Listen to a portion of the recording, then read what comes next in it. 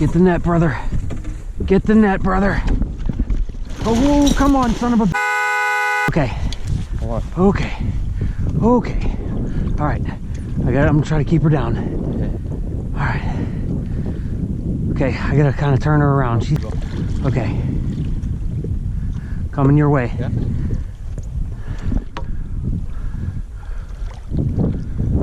Facing the wrong way. Hold on. Still facing the wrong way. Okay. I don't want to let any slack She's not on ready it. yet. She's not ready. Oh, Okay. no, it's just too deep. I don't want to scare her. Holy She's up good, I think. yeah. Take her time. Towards me. There we go. Holy dude. Nice Oh one. my God, dude.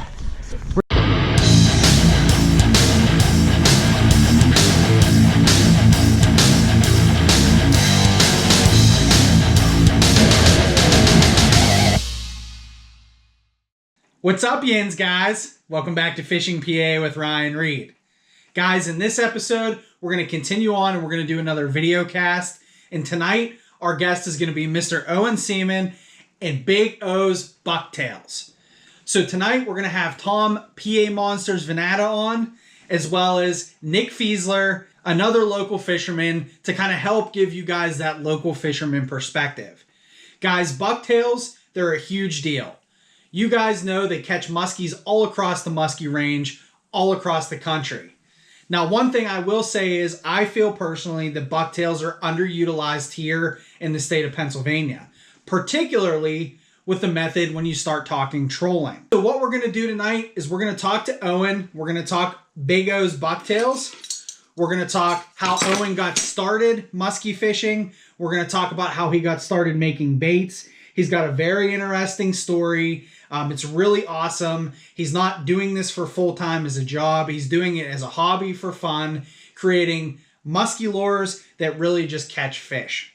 So that's what we're going to do in this episode tonight, guys. We're going to talk Big O's Bucktails. We're going to talk all kinds of stuff, blades, skirts. We're going to talk configurations. We're going to give some tips and tricks at the end, and hopefully talk about our favorite, Big O's Bucktails. All right, guys. Hopefully you guys enjoy this video cast. All right. What is up, Yins, guys? What's up, Yins, guys? Welcome to the Musky Hunks podcast. All right. On tonight, we got Mr. Nick Big Trawler Fielser. We've got Tom Pennsylvania Monsters Vanatta. And we got Owen, the Big O Bucktails Seman. All right, boys. So what are we talking about tonight? We are talking strictly Big O's Bucktails and Bucktails in general. We want to do some tips and tricks, maybe try to help some people out. I think we've been talking about doing this for a while. I don't know. You guys correct me if I'm wrong, but pretty excited. Yep. No, we haven't. I'm fired up right now. The Mountain Dew. Let's do it. All right. So basically where I want to start, is I want to talk Big O's. So Owen, you've got this story and this is what we want to start off and highlight. So, we talk about bucktails in Western PA. I know a lot of guys throw bucktails.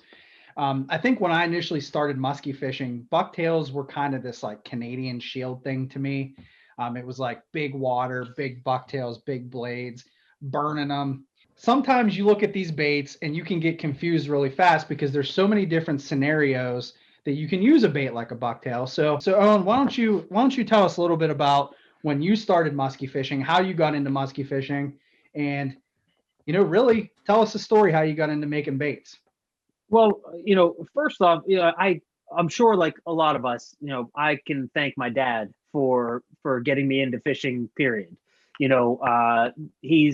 I remember from I was a little kid and he was taking me carp fishing in the creeks. And I remember, fishing on the barges down in the river, when I'm 7, 8 years old. And we didn't do it every weekend. We didn't do, but those were experiences that my dad gave me. And so I grew up fishing, but I grew up fishing locally. But my dad also did something very special, that I think really changed me as a person, and that was started taking me to Canada on canoe trips. I've never. My dad called motorboats stink boats. Okay, he's a canoeer. He canoes. He hates boats. I mean, hates motorboats. He thinks they are just the scourge of humanity because they just damage the environment. He is an absolute traditionalist. Okay, so I was raised that those were my outdoor experiences. So I wasn't raised musky fishing. I wasn't raised with a boat and trolling or casting or any of that. I was raised like with my dad taking me out in a canoe and with a little spinning rod. And I remember hooking into a giant carp up on the Allegheny one time. And I remember it took me like 20 minutes to get that thing in. It probably only took me 3 minutes, but as a kid, I just remember that like it was yesterday. I started fishing as long as I can remember. But in terms of musky fishing, I know you guys, we've spent a little bit of time at the lake where I don't know if we should name it or not, but it's a small Northwest Pennsylvania lake and, secret. But my family vacationed there. And so as a kid, I was always out on that lake, and we caught bass, we caught everything else. My dad always told me about muskie being in that lake. And it's like, it's like the Loch Ness monster. It really is. Like I had never caught one. I had never seen one, anything. I'd only seen postcards with muskies on them. Until it was like 2008 or 2009. I was paddling my dad's canoe across Canadota Lake. Oh, there you go. Across Canadota Lake. Spoiler alert. And I'm paddling the canoe, and I decide I put a spinning rod off the side, and with I think it was a Mepps Musky Killer or something like that. A single bladed bucktail, so to speak. And I'm just trolling it, and boom, something hits it. And I end up catching about, I don't know, maybe a 36, 38 inch muskie. But, as a kid who had always fished on that lake, and this happened just, in 2008 or 2009, it kind of opened my eyes like, holy cow, like these fish are here. And right around that time, my son, 2009 was my youngest was born. And I remember that was like when I was really, really into the hunt for big fish with Larry Dahlberg. Yes. Because what was the station we had then? Was it Versus? Like it was the Fox News. It was the Penguins, whatever channel the Penguins were on. Yeah. It was one of the predecessors to that, and it carried the Hunt for Big Fish with Larry Dahlberg. And man, I remember sitting there with my son, like, it's my firstborn, and all I'm doing is watching Larry Dahlberg on Sunday mornings. And it just like, I remember my wife thought I was insane because one time we went to Cabela's. Now, I didn't have any musky gear. I had like regular fishing stuff. Well, I bought a Shimano Curado 301 DSV at Cabela's. And it was like $225 reel back then, and my wife thought I was absolutely out of my mind. But like the only reason I bought it was because I watched Larry Dahlberg using it, and it's just kind of like musky fishing has just kind of been this thing that has consistently and gradually built on me or in me, so to speak. I think all of us grew up watching Larry Dahlberg. Absolutely. I mean, and he's a big part of why I got started doing this. It's because I watched him making the Mr. Wigglies. We've been texting about Mr. Wigglies over the past couple of weeks. And it's true. It's like those videos made me think, holy, I can make something in my basement that can not only catch a fish, but can catch like literally the fish that everyone says, hey, if I could catch one fish in my life, it would be a muskie. It would be a big muskie. And then to think like, here's this guy on TV on Sunday mornings, like literally telling you how you can do this stuff. And you think back then, I'm 43 now, so I was in my early 30s. I'm like, holy cow, why didn't I know this before? And I don't know. I mean, it's just been, it was an eye-opening thing, and I'm glad for people like my dad and Larry Dahlberg and people like that who expose kids to things like that, because otherwise I would never be doing this. And it's not, I mean, this isn't my job, for God's sake. It's Yeah. So would you say go back to the muskie on the bucktail? So sure. Trolling a buck. So at that moment when you caught that fish, did you instantly have a thought as to like, this is what I want to do? Like, this is what I want to fish for? I knew that was what I wanted to fish for. But because, and that kind of goes back to an earlier, actually, it was pretty close around that time, to be honest with you. My dad, one of the things that my dad and I always did was we would go to Canada and we would go on these canoe trips. And we started by going to Algonquin Algonquin Provincial Park, which is basically straight north of Toronto. The fishing up there is not great. But what you do in those parks is you just paddle in and you portage your canoe around, and you it's just all, you carry your fishing rods and your fishing tackle and everything with you. Then my dad decided that Algonquin wasn't quite remote enough. So he decided to start taking me to the Boundary Waters, which is in Minnesota, in Ely, Minnesota, which is about as far away from here as you could possibly imagine, driving. It's another 20 hours, isn't it? Oh, it's 23 Yeah. easily. And so we would do that with canoes on my dad's truck. We would go up there, and where this takes me is how I got into like pike. Pike just fascinated me because I would run into them when I was in Canada. I was never running into pike around here. I was never running into, but man, I'm in Canada and holy shit, there's this fish that just is voracious, and it's amazing. And I had my first experience with a visual predatory strike, you could say. We were camped at a campsite, and it was like on a rocky point. If you've ever been on the Canadian Shield, I mean, like how many of these islands, they don't end in dirt, they end in rock. They end in a rock point. And there was a big bay. Our campsite was up on top of a hill, and there's a big bay, a little bay out to the right. Okay. And it was elevated enough that I could cast out basically into that little bay where there's some lily pads and whatnot. And before the trip, I had bought a Rapala subwalk, which I had never fished any type of a jerk bait or glider or anything, but it was all white, and it had like the Nick, you just showed the bait, the Rapala with the tail, with the hook with the red, yep, had the feathered hook on it. Yep.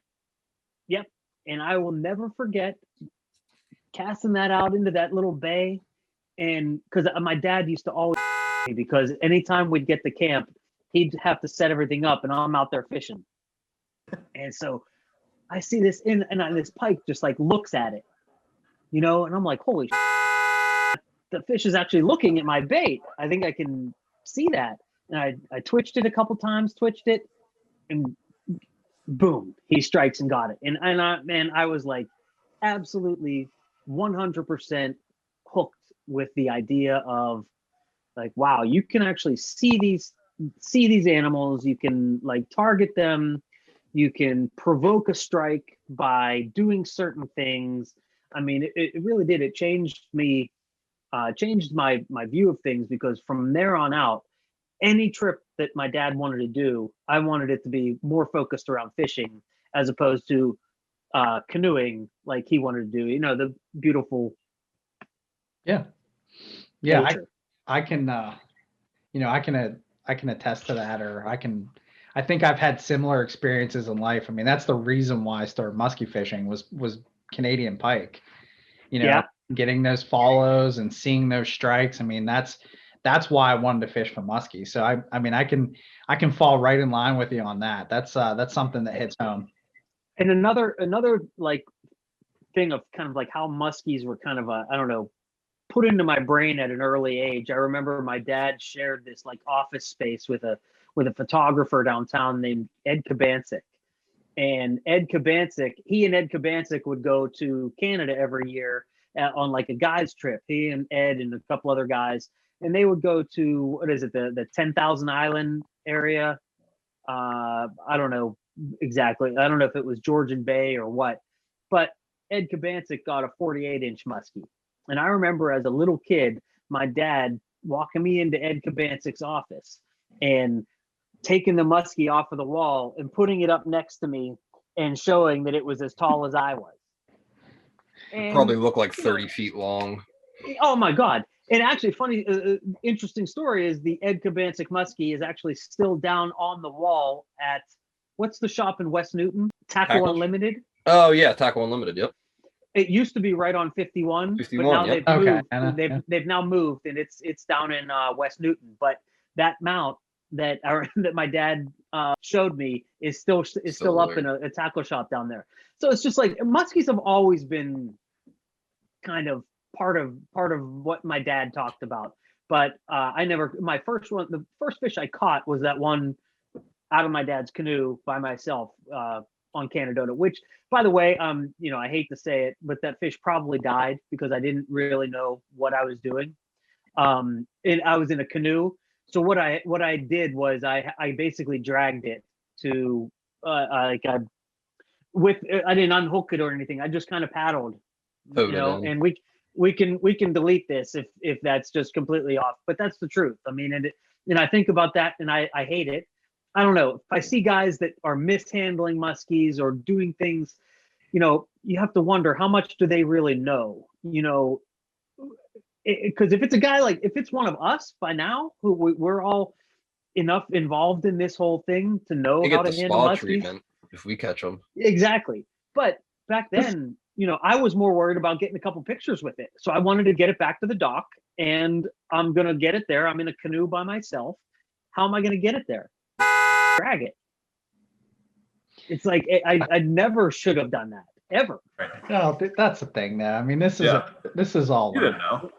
I mean, that's the thing. You don't know. I mean, these are things that you learn over time, and we've all made mistakes, with fish, and you learn from them. Exactly. It's the same thing you would have done with a pike up in Canada. I mean, it's what you know. Yep. And at that point, even shows like Larry Dahlberg, and there was not like focus on good handling. Like you watch Musky Hunter, Jim Sarek, any gaff them. Any legitimate no, but any legitimate show, they focus that, it just like we do. We focus on taking care of that fish because we understand how important they are. But back then, it just, not only was it not a focus of, I don't know, I mean, it probably wasn't a focus of the general anglership, but, at least not TV shows. Like now where Jim Sarek and those guys, they'll make a point. Like, here's how you're going to handle a muskie, Right. And here's the proper way to do it. And you got to hammer that stuff home. Yeah, you do. I mean, I agree with that completely. Don't pull out the bang stick and. No. So then that got you into muskie. What got you like going on building the lures and building the bucktails? Well, like I said, my dad, all this stuff revolves around my dad because he's my fishing, he's been my fishing guy. But my dad turned 70 years old in 2017. And my thing was I wanted to take him on a trip like he always took me on, like a big trip that was, going to be meaningful. But he's 70 years old. The last thing I want to do is take him up into the middle of Canada and have him die on a canoe trip, where we're having portaging our canoe and carry. So I said, Dad, instead of doing something like that, let's go to Canada and we'll drive 12 hours and we'll go fish for muskies instead. and we'll do it in a motorboat, in a stink boat, and he agreed. So I found the closest trophy musky water that I could find, according to Jim Sarek, and that was Lake Nipissing, Ontario. And so my dad and I, we just the two of us. I booked a week in Canada, and I was going I have little kids at the time, and things are crazy in my life, and I remember things were so crazy at a point that I was like, I'm just gonna cancel this trip. I'm just gonna I know it's for my dad, but it's just it's so much, my kids were so young, but I decided, look, we're just gonna do this, and he and I did, and my 70-year-old dad and me, and we're in a little and 16-foot, I don't know if it's even, I know it's probably 14-foot, a rental boat at a lodge, and we fished.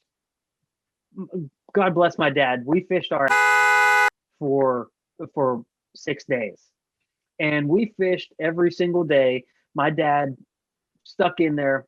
We ended up catching 2 muskies over a 5-day period, which at the time I was so disappointed with, but looking back on the time that I've spent up there now, we actually did fairly well.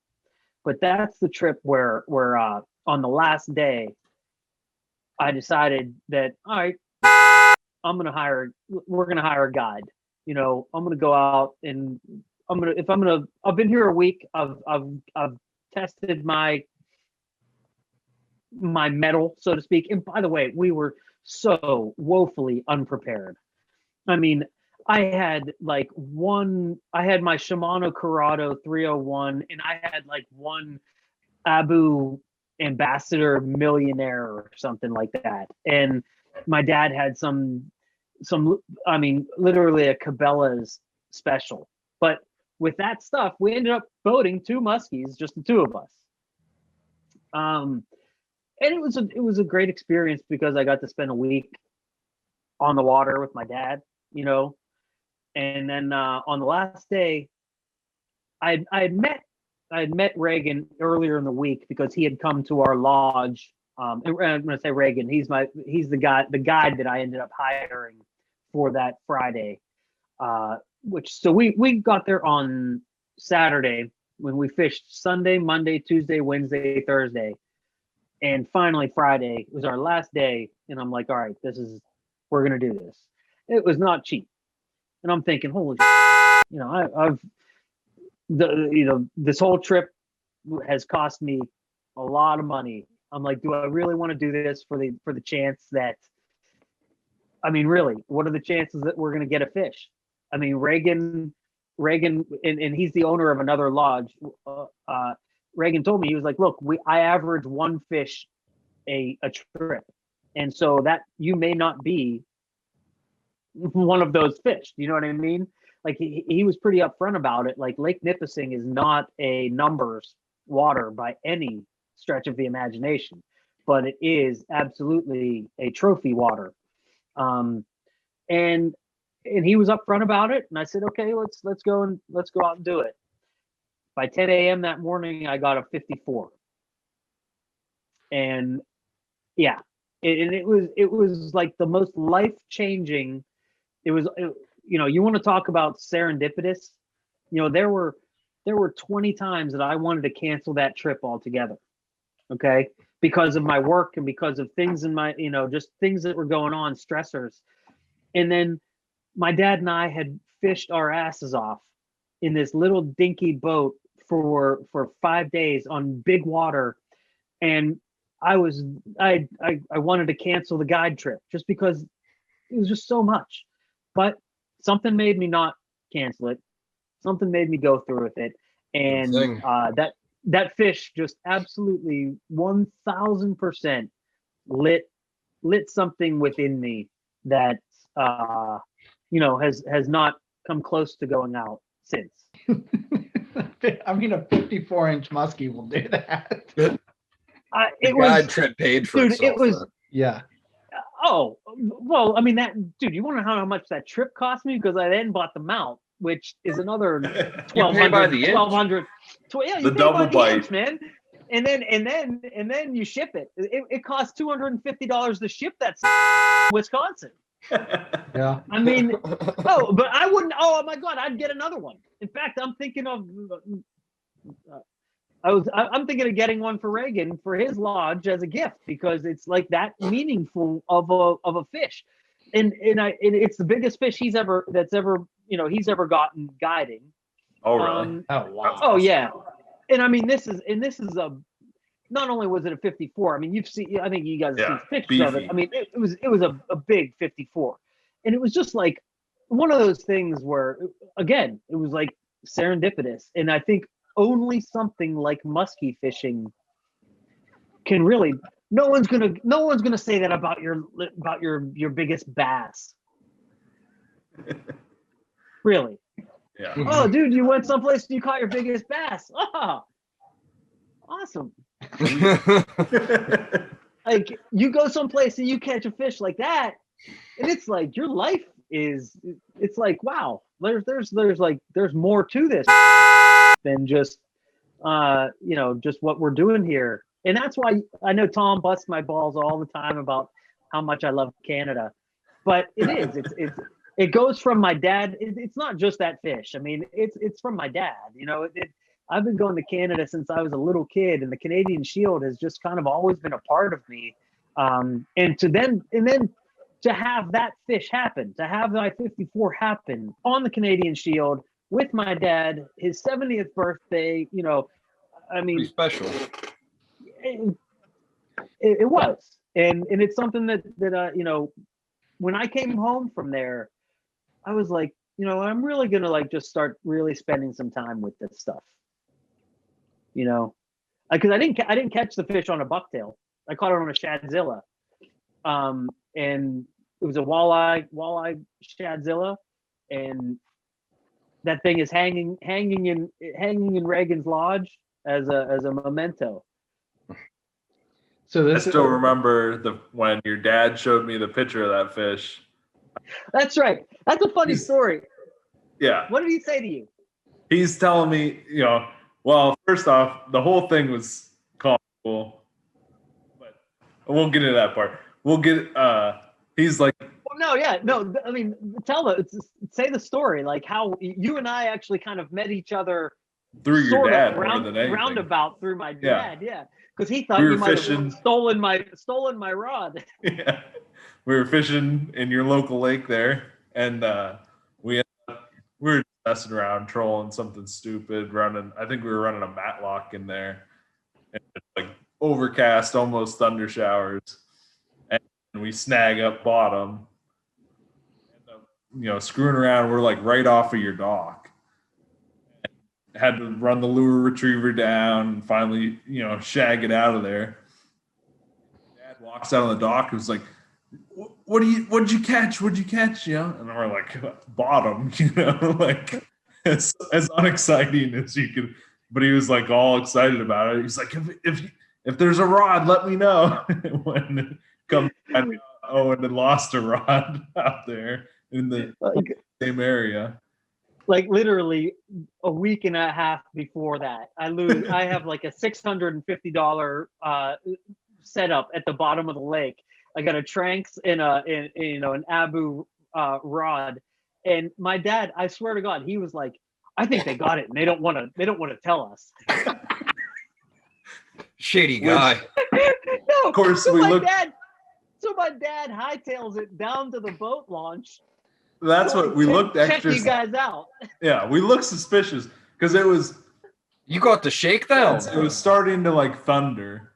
We were like, screw it. We snagged bottom. That's a sign. Just call it. We like reel everything up after we get on. Well, we already had everything reeled up except the one snagged on the bottom. So let's just head it in. We'll get out of here before we get soaked. And your dad comes buzzing down and like quizzes us. Did you find a rod? It's like, no, you can look through the boat. It's there's nothing in there. And then we get chit chatting, and he's like, oh yeah, my son caught a 54-inch up in Canada. And I'm, instantly used to work at a sporting goods store. So I'm like, sure. And then he pulls out his phone and shows me the picture. I was like, oh, no joke. That is a 54. It's a beefy fish. That thing is beautiful. And it's the type of fish that I'll probably never see again in my entire life. It's a once in a lifetime type of thing, and I'm lucky. I consider myself incredibly lucky to have had that opportunity, and now I guess I get to chase that. Is constantly trying to find that bigger fish, which is why I'm so fascinated with Canada and Lake Nipissing and the Georgian Bay and these big fish waters, because those fish are really there and they can really be caught. And making Tom nervous. Tom's gonna one day. Tom's gonna have to get a passport. Oh yeah, He's gonna have to leave Allegheny County. A 54 is unreal, dude. You're like that's a lot. It was unbelievable. I mean, it was unbelievable. And that, I mean, obviously you do something like that and you're hooked on that place. Okay. And so instead of going back to the same lodge, I had gone to a lodge called Memquissit, which was awesome. But I went there because they had the American plan, which is basically they feed you. And I didn't want to cook for my dad the whole week. But now when I go up there, I stay at Reagan's Lodge, which is Mashkinon's Lodge, which is up on the west arm of Lake Nipissing. And it's like, I mean, you see Jim Sarek go to Lake of the Woods, Lac Seul, these giant lakes. I mean, Lake Nipissing in the Georgian Bay, which is a little bit south of that. Although I would classify the Georgian Bay as a much more difficult water. I've never fished it, but just talking to the guys that fish it, I know Nick has experience fishing it. No fish there. Stay home. Yeah. But that whole area is accessible to us. That whole area of the French River, that is not far from here. And if I got in my car to right now, I could be at Reagan's Lodge in 9 hours if I just drove. Yeah. If I got in my not car bad. right now, I could be at Musky in 6 minutes. We talked a lot about how you got into musky fishing.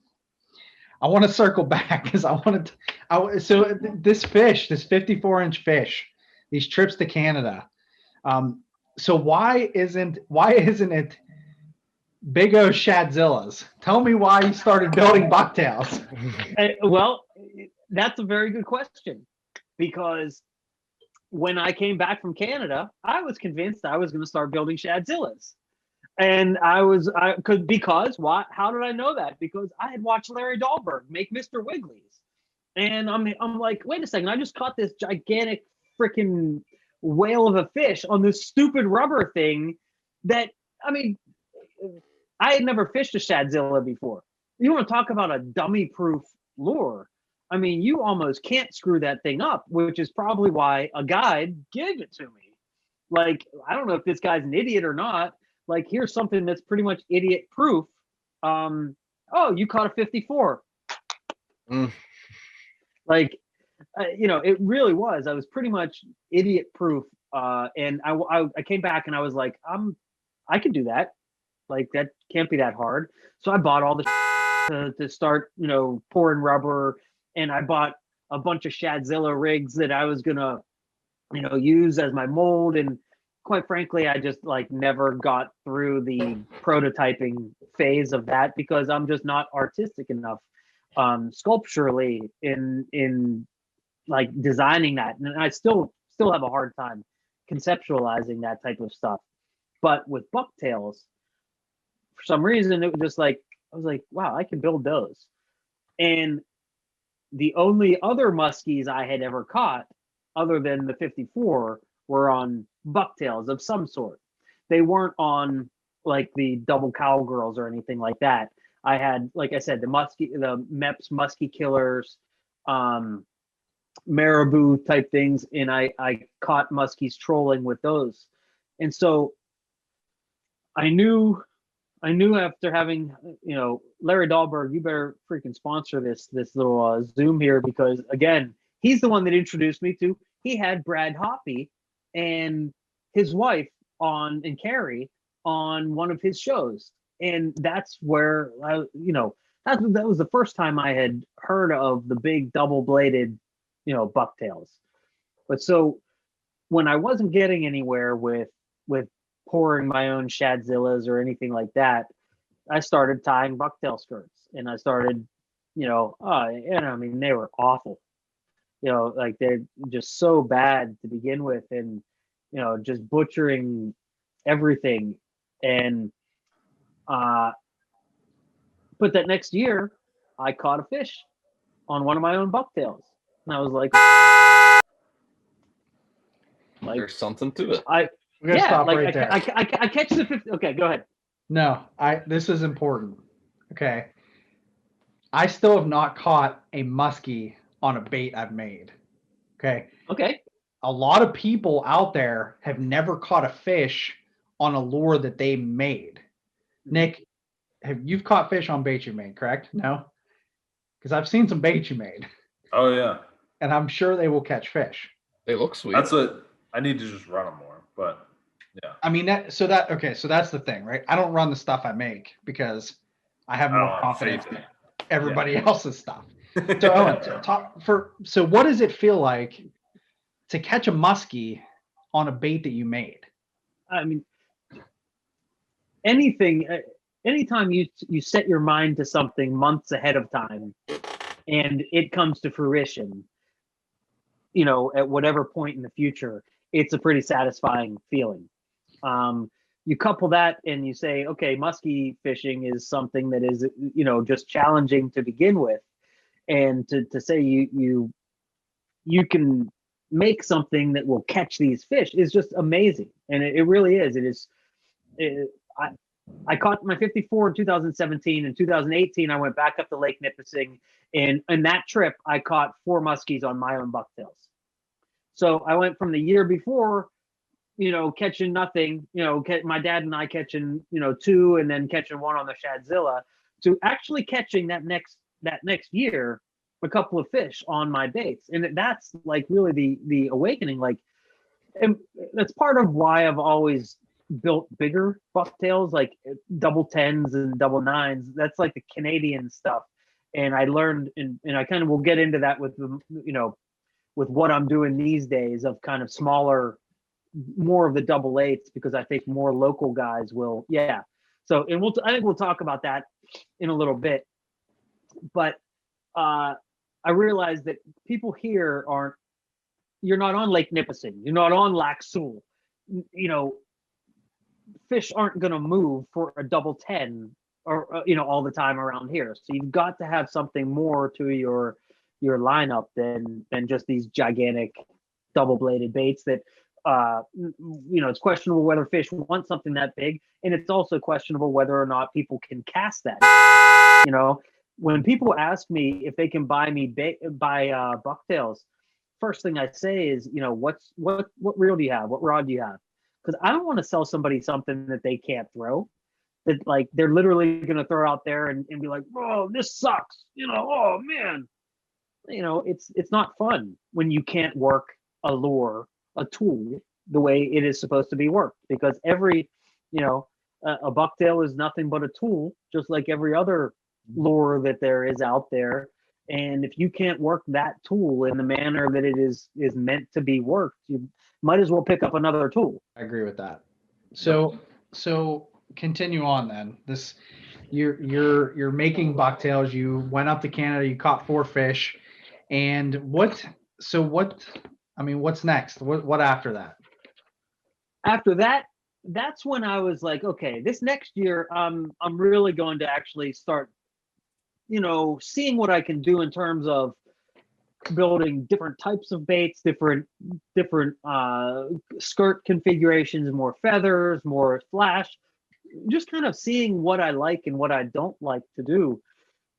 And it was in the next year, September of 2019. So 17, I catch the 15-4. 18, I go up to Canada and I catch a couple of fish. 19, I go up to Canada, and like that's right when I finally have a logo, and I'm like actually I don't have the stickers on my sticker guy hadn't come through with so You must say. Wow. And so it was fall of 2019 that I go up to Canada and I fish with Reagan for a week, and I catch probably 6 muskies. I catch 5 of them on my baits. Reagan catches, I think, 3 on my baits. We pretty much fish my baits all week, and we're successful again.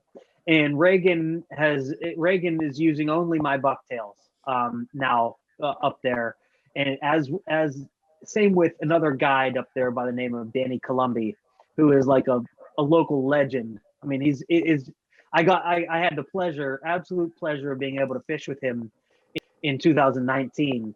The last time I was up there, he came out because I sent him some bucktails. He came out and basically fished with me and Reagan for a day. And you want to talk about, like, it's like fishing with, we all listen to these podcasts, we all listen to these podcasts. And why do we do that? It's because we want to learn what these other people know. And you're not necessarily looking to retain like 1,000% of everything that everyone says. You just kind of glean bits and pieces.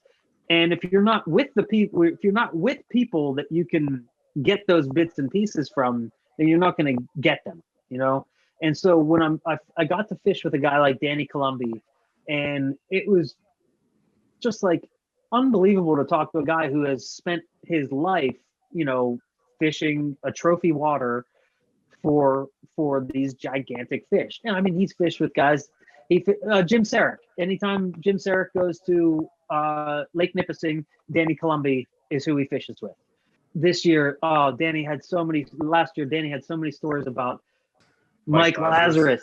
Yeah, Mike Lazarus. So, I mean, just to spend a day with a guy like that is something I wouldn't have ever had the opportunity to do if I hadn't made bucktails and sent them to him. You know what I mean? Like, it's that stupid. It's that simple. It's like, it's life isn't that complicated. If you do things and you reach out to people and you try to, look into every avenue you can, like, things are going to open up for you. And that's really what the Bucktails have done for me, is just kind of like, I wouldn't have met you guys, It's like, and everyone says like, oh, 2020 worst year ever. And it has been for me, it's been awful, but it's been a positive because I've been able to meet you guys and, spend time talking to other people like-minded about musky fishing and that are interested in this stuff, because I always thought I had to go to Canada. 6 minutes down the road. Yeah. Right. I know. No passport to go down the road. All right. So we're going to flash forward a little bit here to Musky Max 2020, right before the pandemic hit. So we were at Musky Max. Owen, this was your first Musky Max, correct? Absolutely. So Musky Max happens, show that shine. It comes. Show that off. Look at that. So you get to the end of Musky Max and you're better. Dude, it's surprising both of us, I assume, because I wasn't expecting it, but Musky Max was such a good experience. Just meeting everybody and just what a good event. And I'm so happy that we got to do it before the pandemic hit. Yeah. That was like right before too. That like was next it week. was Oh, dude, really it was the weekend before. Yeah. So you're voted best new exhibitor at Musky Max. And I can remember talking to you. You and Tom were there and you were making bucktails on the fly for people. And that was something I know I had not seen. That was awesome. And the fact that anybody could just walk up to your booth and be like, MTO that. And you did it right there at the booth. That was phenomenal. It's not brain surgery. You know what I mean? Like, I don't pretend like I'm, these guys that make the trolling baits and all these handcrafted, that takes a hell of a lot more than what I'm doing. And I'll tell you that to be perfectly honest, like artistically and whatnot. I was basically saying that you can do that with bucktails. You can't do that with crankbait, or you can't do that with a baker or a Leo lure. You can't walk up to those and say, hey, I want this exact thing right now. Where, with a bucktail you can. And while you can't get it perfect, I mean, I think I have enough configurations that I can pretty much do just about whatever you want. And there's no need to charge $80 for things. There's no need to have, you can get a really badass looking, like custom made type of thing for about what not much more than you're going to pay for a Musky Mayhem, if you go to Dick's Sporting Goods. And it's something that I always thought was pretty cool. That, like, hey, you can make this very, very, very customizable thing. Where blades, weights, beads, colors, you name it. And I always kind of latched on to the idea of colors. Like, you can just do whatever you want. And so my thing, yeah, I mean, Ryan, that's a great example. That's one of the ones I did a long time ago. That was like the Perp Smoke, I think. I think there's enough regular looking in life. Like, if you're gonna make something that kind of stands out. And if I can make something that stands out, I'm going to. Boy, that's an old school one, right? That doesn't even have the O's on it. That is old. Not to Where the interrupt. sticker you, guy came through. This was back in 2019. Okay, so Ryan, that's a good segue into that's when I had the I first came to the Musky swap, to the lure swap, Musky Zinc. It was 18 or 19. My daughter came with me, and I brought, like, I don't know, 15 or 20 baits, and nobody, they were all like double 10s and 10-9s, and no one's looking for that when you come to the lure swap at Musky's Inc. But hopefully, I know we have a lure swap coming up here soon, and I will be bringing some baits to that. And they're, I'll be bringing smaller baits, and I'm not looking to make this into like Musky Max Jr. or anything, but I'll have some baits if anyone's interested in anything that I have. I mean, by all means, I'll be there. I'd love to. I really think that we should try to get more people out to events like that with Chapter 16 Musky's Inc. And I know, Ryan, I know you're very involved with that. We're all members. But that's something that I think is important. And I think if anyone out there wants to come to the lure swap, bring all your, toss it all in your car. Come on, like, let's see. You never know. Somebody might want something that you have. That you know what I mean? Like, you never know. And I'll be willing to trade bucktails for stuff. Let's do it. But let's start trying to get out there. And I want a real hard time with motivation since Musky Max, because right after that, it's like, I was ready to go right after Musky Max. I was ready to go to the Musky Odyssey in Toronto, and because Reagan has a booth up there, and he was like, just bring your in. And I was going to do what I could in Toronto, and then everything got canceled. Oh, yeah. So I had all this, because I didn't sell a lot at Musky Max, which I think at first I was disappointed. But then when I think about it, when I really put things in perspective, like, nobody came there looking to buy Big O's bucktails. You sold more than I honestly thought you would going into it. Did you? I feel And that's good. I mean, I wasn't sure what to expect. I had no clue. And I thought I'd sell a bunch, and I sold enough. Like, I think what I was most happy about was the interest. How many people stopped at the booth and asked questions, and Tom did a great job of, because he's really like the only person who had at that point really fished my bucktails to any extent that could speak on them. Beat the brakes off them. Yeah. And so Tom was able to say, hey, look, I've spent time with these baits on the water, and they'll hold up and they'll catch fish. And so that was kind of like it's the kind of the journey. Like, I wouldn't be here if I hadn't met Tom through Instagram, and it's just, the world's a funny place, and I'm happy that it's worked out the way that it has. Since we were on the topic of that lure swap, maybe go ahead and put the date and stuff up so everybody knows. Maybe someone watching wants to come out. And March 12th. That Friday. So what I will end up having is I'll end up having a lot of double eights that I've been making, simply because I think that if anybody around here is going to be buying bucktails, they're probably going to want something smaller. So I've been spending a lot of time in the shop here painting blades. So you had some struggles with that, right? It took a while to get that all ironed out. And oh yeah, everything has been a learning process, and all of it has involved absolute abject failures, and eventually coming out with some minor successes. So that's fun when you have those minor successes. And I usually send you guys a text message like, I got an epoxy that actually works.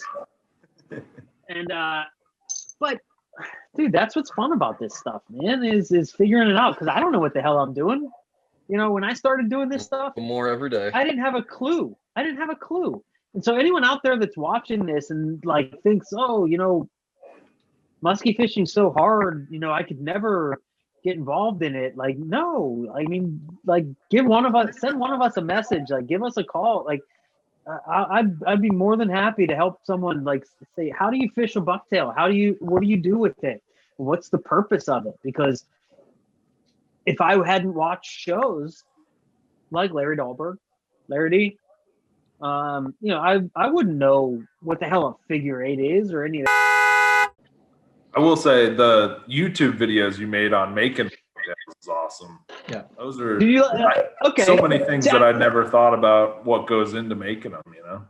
Well, that's interesting. I didn't even know you guys had ever even see, like, watched those, because I was subscriber number 1 right here. Yeah, yes, you were. One, yes, you were. number 1.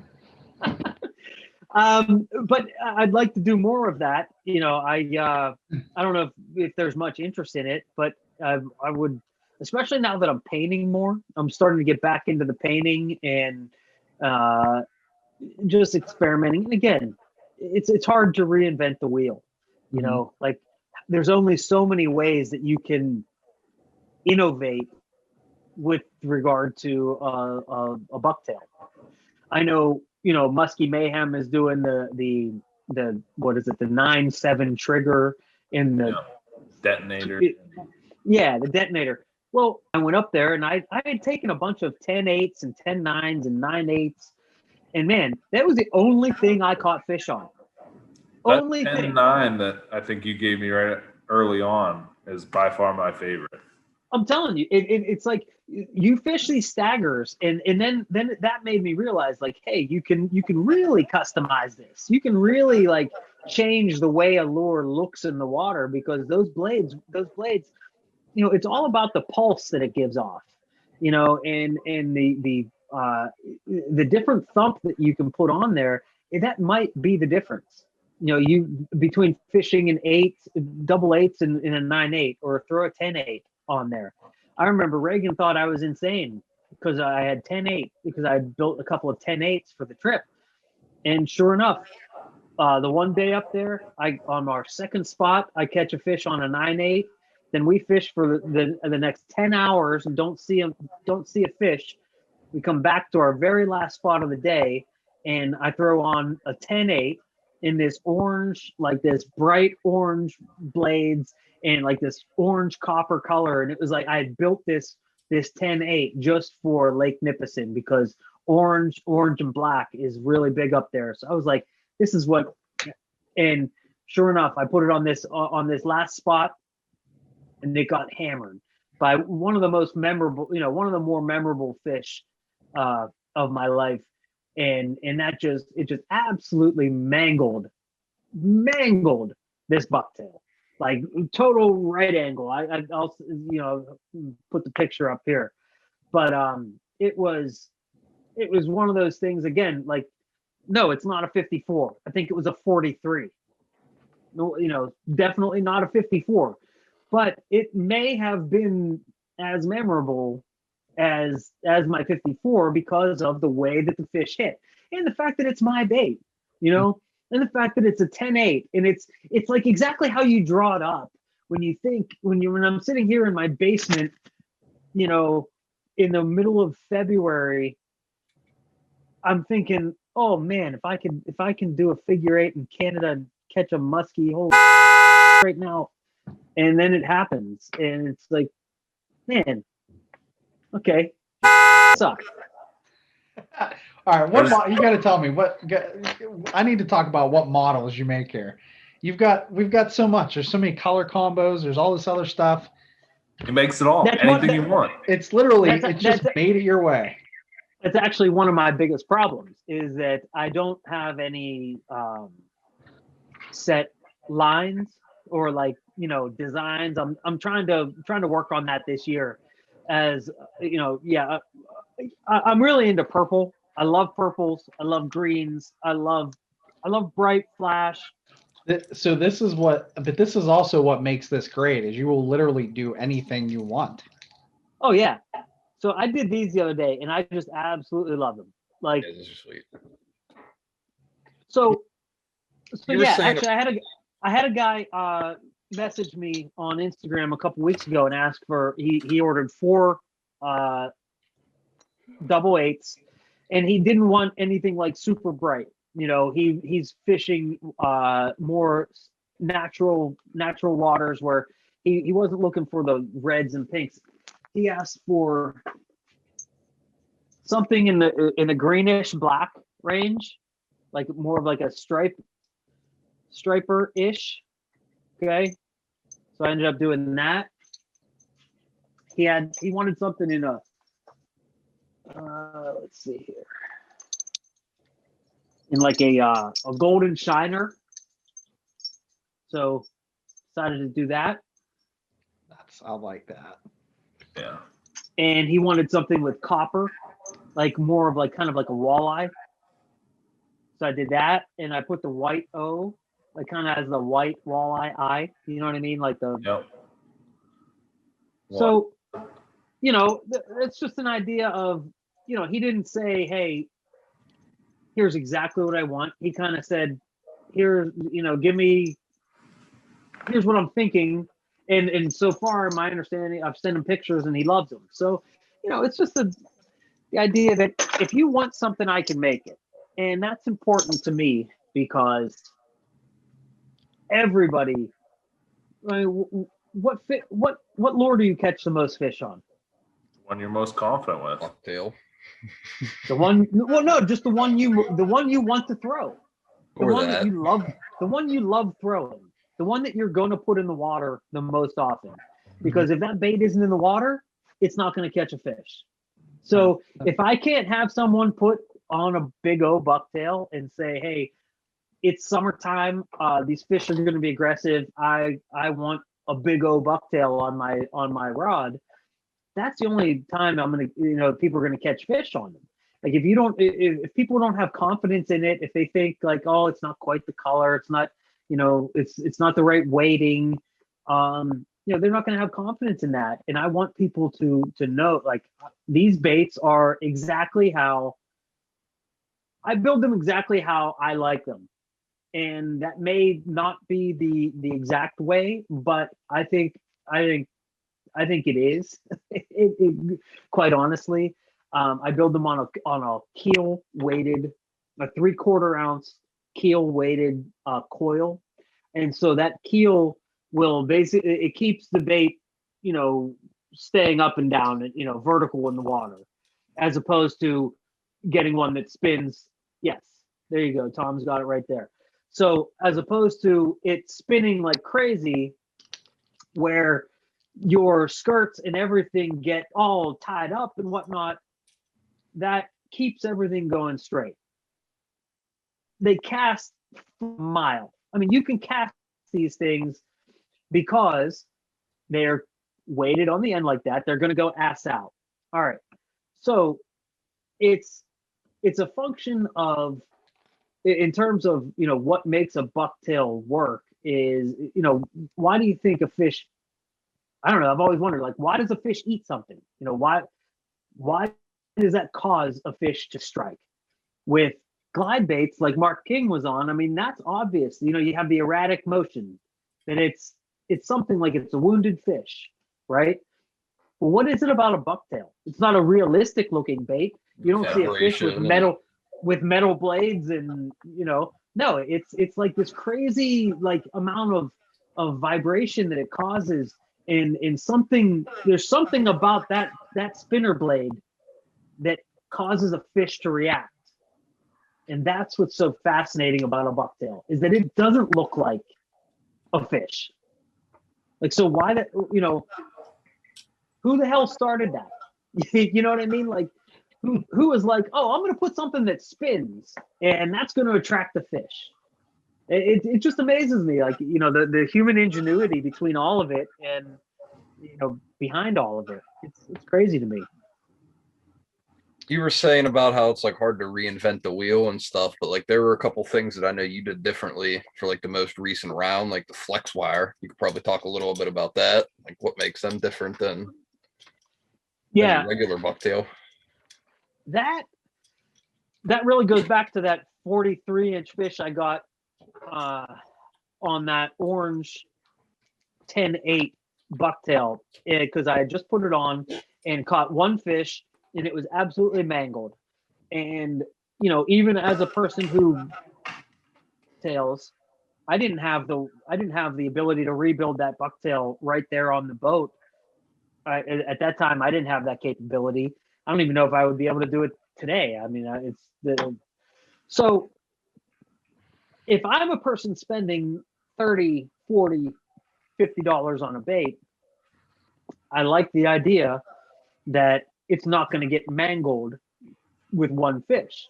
And I understand that happens, like shit happens. Like it can happen even with the greatest baits.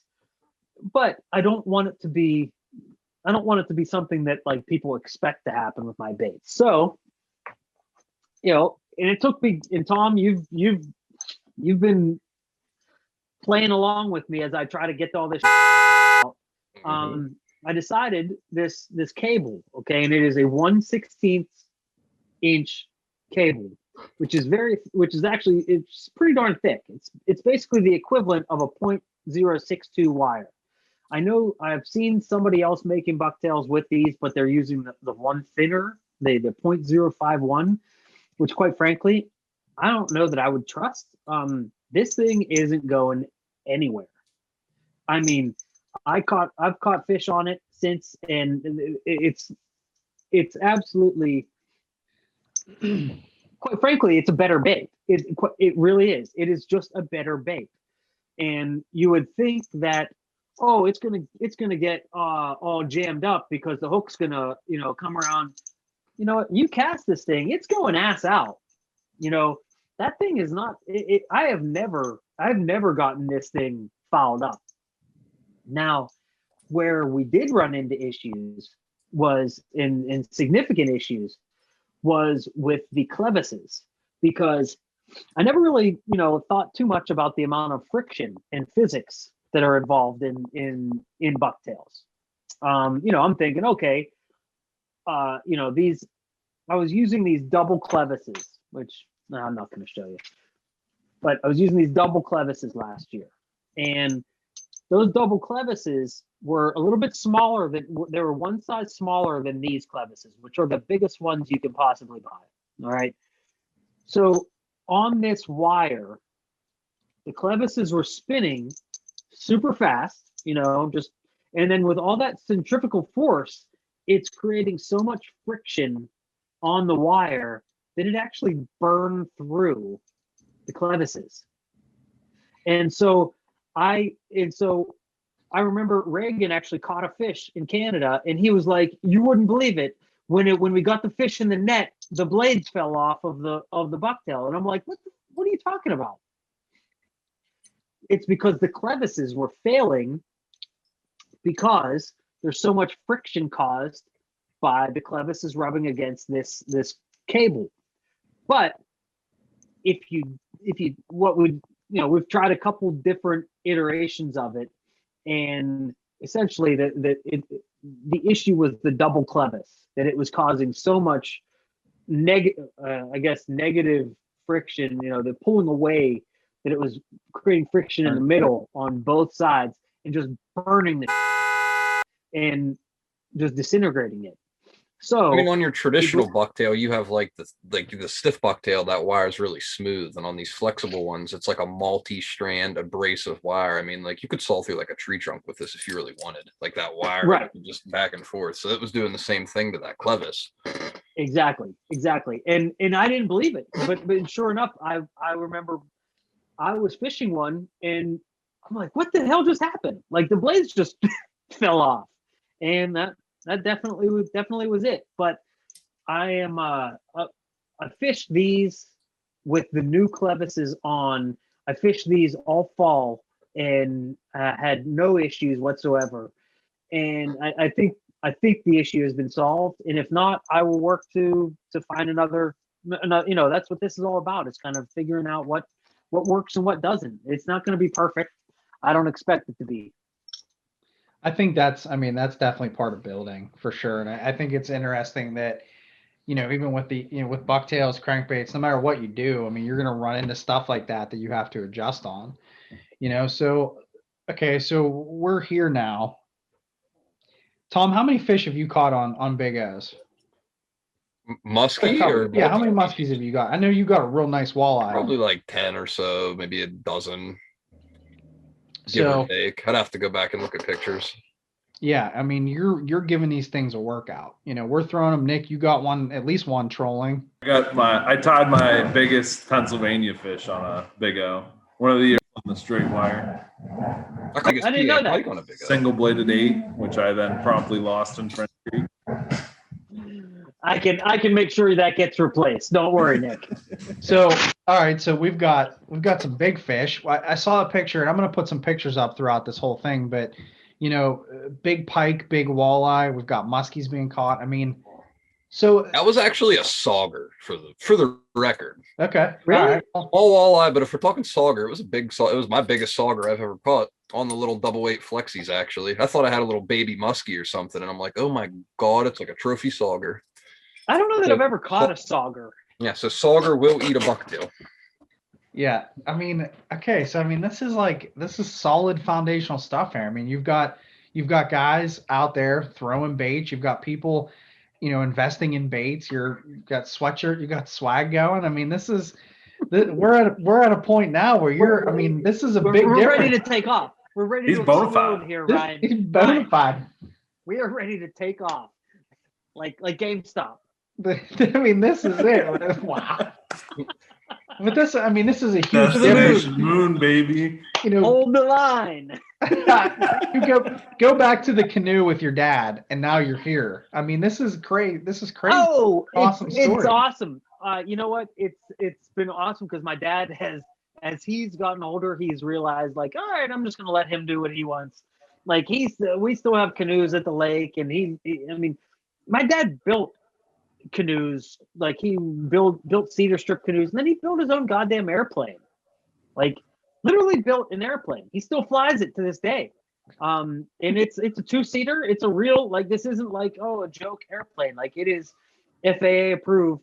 He built it himself from scratch. So me hiding in my shop comes naturally. Like, my dad was the same way. He had hobbies. I always saw him having hobbies. He always kept himself busy. And I think that's something that, as a dad or as any type of human, like I have a very stressful job, and if I don't need this to stress me out. This is how I relax. You know what I mean? Like, so I come down here, I want to relax, just like I could tell my dad did that when I was a kid, and he ended up building his own airplane. So if Big O's Bucktails becomes, one iota of my dad building an airplane, then I consider myself a success in that regard. Big O's air taxi service. Oh, don't he'll take you for a ride if you want one, Nick. Don't worry. I'm in. Let's fly to Canada. He will. All right. So What? Go ahead, Tom. I was Go gonna say, I know you love the whole, just from knowing you, you love your 5-year plan, whether it be how to get the next boat or where you want to be with your career. So what's the 5-year plan for Big O's Bucktails? Where's that going to be in 5 years? Honestly, I don't really expect a ton out of Big O's Bucktails in terms of like, this is never going to be my job. This is never going to be a way that I make a living. This is always going to be something I do for fun. And whatever that does for me, if it can open up a couple of doors to fish with people, to fish in places that I wouldn't normally have had the opportunity to fish, with people that I wouldn't normally have had the opportunity to fish with, those are the things that I think Big O's can do for me over the next 5 years. I'd like to start going to shows in Canada and start going to shows a little further away, just to spread the Big O's love. Let's get it all out there. It's never going to be my job. It's always going to be something fun. And the day that I don't have fun doing this is the day that I that's it. I can go buy Bucktail someplace else if this is fun to me. I mean, that's a beautiful thing about this. Some of these guys are making baits to make a living, and that's when it starts getting stressful. And that is anytime you decide to make your hobby your profession, all of a sudden it's not your hobby anymore. I want to, in the next 5 years, I want to be able to say, hey, Big O's Bucktails have gone and caught fish all over. Gone to possibly Lake of the Woods someday, go up to Lac Seul, go up to Eagle Lake, go to these places, maybe go out to St. Lawrence. Just, it sounds dumb. It might be something that, normally maybe I wouldn't necessarily want to go to all these places, but part of me wants to go to those places to say my bait caught a muskie there. To say, hey, my baits will catch muskies all across the range in muskie fishing. Northwestern Ontario down to I want to go to Cave Run Lake in Kentucky. I'd love to go down there and fish for the same reason. Fish the PMTT. Yeah, I would do that. Yeah, I mean, let's do it. Let's put the gym boat in, man. Come on. I'll give it a shot. Nick, can you imagine me and you rolling up on the gym boat? I'd do it. The VMTT. You just pull in next to Tony Grant in his Ranger. $150,000 boat. Gym boat. Fire a Big O across the bow. Wow.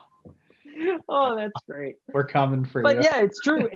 But that's true. I mean, like I want to fish all these places, and hopefully, Big O's is just kind of like a way to do that.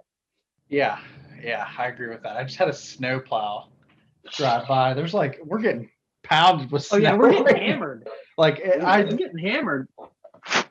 Anyway, all right. Well, I want to jump into. You guys need to move further north. There's no. Yeah. When you just have 12 feet of snow at all times. Yeah. Oh, it's been no snow at all this winter. Oh man, we're getting drilled. All right, we got to get into some tips here. We are sure. Just a tip. All right, so just as a quick aside, some of the things that I will have with me at the Musky Max. I mean, at the lure swap. Will be Mini Musky Max. Yeah, I've been painting a bunch of individual blades. I got all kinds. I'm not going to bring the Musky Max setup. I'm going to bring probably 20 baits or so. And if anyone wants them, by all means, take a look at them. I'll give them away for a raffle for the Musky for the Minnow Fund. I want to give a couple away for that. I think. I intend to get more involved with Muskies Inc. Chapter 16 after meeting you guys, and realizing like that, what a good foray into musky fishing. Muskies Inc. Big plan. Wouldn't have met any of you guys if it wasn't for that. Yep. Yep. All right. So, I mean, that's a huge deal. I think the club would appreciate that too. And I think guys, you're going to be surprised. They're going to come up and they're going to look and they're going to trade and buy them. I mean, these are quality bucktails, that you're making. And the fact that you've got so many different colors, it's wild. It just caught What me. other bucktail can you take and do this with? I mean, that's Roll it up into your hand. Squeeze it as hard as you want. Yeah. It's ready to go. Saves a Be able to bunch. trade in. And here's what I'll tell you. I was worried. I was worried that in a figure eight that they would collapse, and they absolutely 1000% don't do that. In fact, I think they perform better in a figure eight in that they actually take to the eight and take to the circles better than a big long, like let's say you bought one of those gigantic,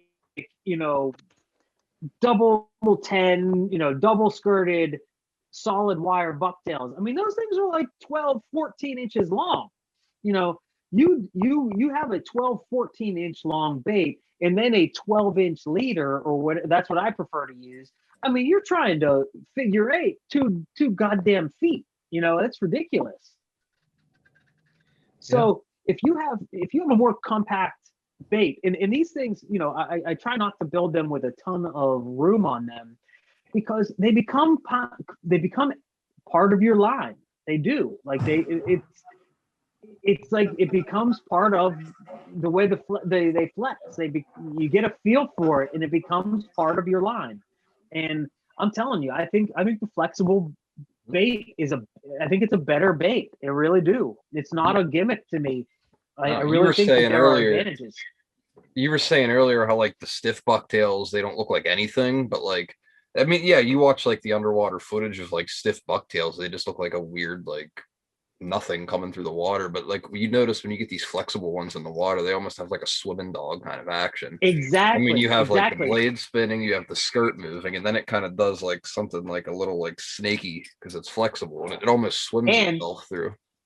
And what's the thing that like we've all read in our musky books 1,000 times? Like have your bait tick the top of weeds, right? Like like if you can.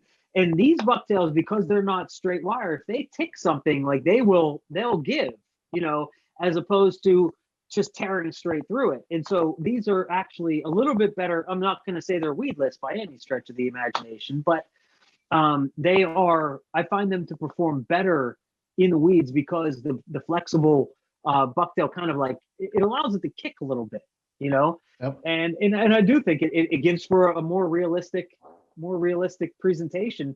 You get into that figure eight with a flexible bucktail, man, it's pretty, man. These things work. They do. Yeah. They do. So, all right, give me some tips here. I want to talk about when you guys throw bucktails. What is the favorite application of a bucktail? When do you guys like throwing these things the most? Nick, you want to start? I like them, especially in the summer, like middle of the summer up here, just working weed edges. And probably one of my favorite things is if you're with, casting two people, work, a bucktail and a jerk bait, or, give it as a different, contrasting presentation. A lot of times you'll get one to follow in on one and strike on the other, vice versa, Yep. That's probably my favorite way to work them. All right, Tom, what's your favorite application of the bucktail? Like always.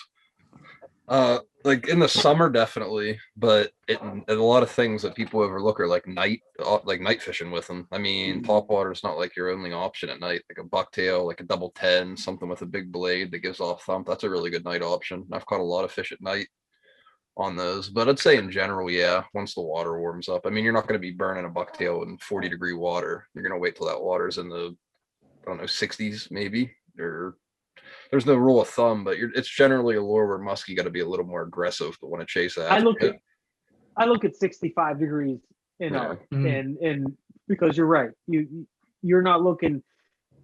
Muskies aren't going to. I mean, a bucktail's not going to provoke the violent strike that a jerk bait or a glide bait, where you get a musky going from a You can't pause a standstill bucktail, to really. exactly. So you've got to have a musky that is interesting, and that's why I love to use the bucktails as a search bait. I mean, I'll just fan cast, and if I know based on my bucktail casts that I'm seeing fish, if I don't catch fish, if I'm seeing fish, then you can try. Then I'll if you don't have someone else in the boat that's throwing a different application, like Nick said, throwing a jerk bait or rubber, anything, that bucktail is going to identify the aggressive fish, and you may not catch it, and I fish very heavily pressured waters in terms of boat traffic, and I've found that the deeper that you keep the bait all the way through, like all the way up until your figure eight, the deeper you keep your bait, the better the chances are of you getting a strike. And on pressured waters, I've been getting a lot more strikes late, like as if the fish are coming up. Instead of you watch Doug Wegner, you watch these guys on YouTube and they see the muskie 30 feet out there, and they're like, oh, fish, and they're like watching it come in, the whole way, and you can watch the whole, here in Pennsylvania, that's not happening because the fish are just not, they're not going to do that. These fish are buried places, So if you get a fish to move on a bucktail, you may not get that fish to eat. You may just be getting that fish out of whatever cover that they are currently buried in. And in my mind, that at least tells me that, hey, there's muskies there. Maybe I'm not going to get it with that bucktail today, but now I know I'm gonna mark a waypoint, and I'm gonna say, hey, I can hit this spot with rubber, with anything else, because I know there's muskies here. And so the bucktail isn't necessarily, for me, it is 100% my confidence bait. If I'm in a spot and I want to catch a fish, I'm going to throw a bucktail because that's what I'm most confident in. All right, I want to talk about color real quick. You do everything. You do every style of skirt. You do any blade combination. You do a million different colors. You're painting blades now.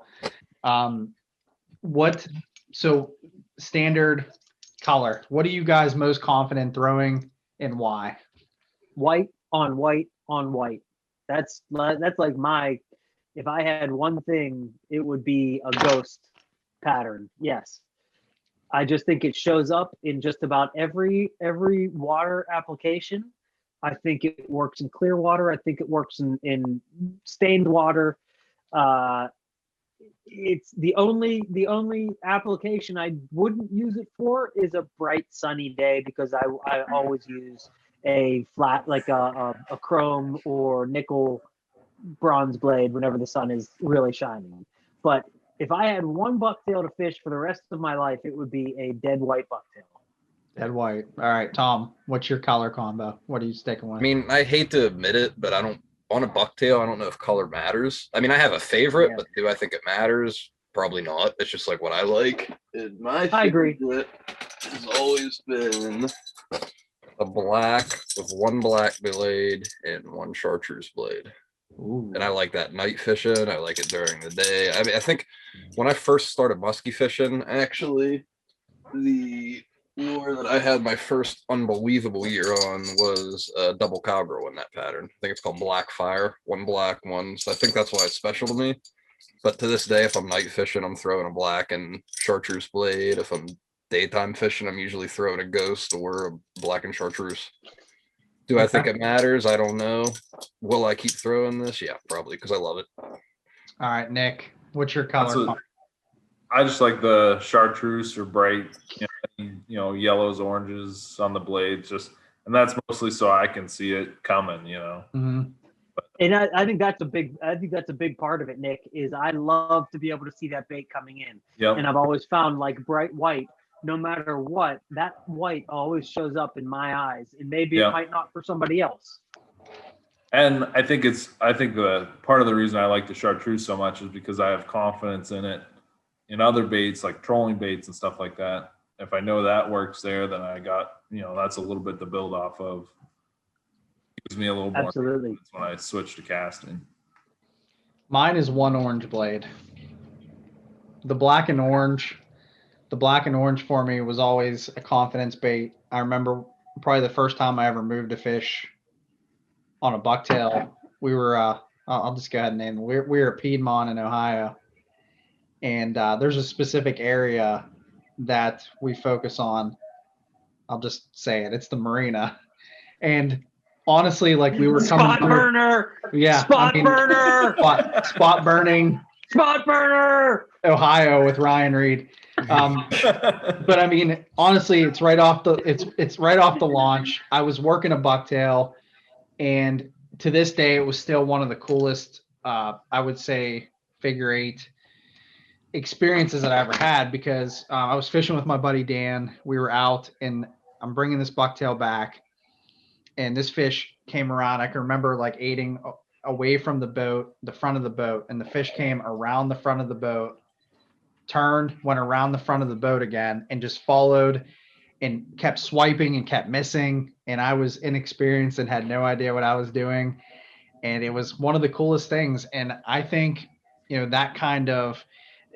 that was on a black and orange blade. But it was one of those things that you always remember, because that was one of the first fish. I mean, that was the first fish I moved on a bucktail. We went back on that spot later in the day, and I actually hooked a fish, same area, guessing it was the same fish on a topwater, which And that's the thing that I think bucktail fishing, if you're looking for that visceral musky experience, there's very few baits that give you that. Topwater, top raider is probably the equivalent of watching a musky follow your bucktail and aggressively chase it in a figure eight. I mean, you want to talk about like adrenaline pumping, man. There's just nothing like seeing a fish following behind your bucktail.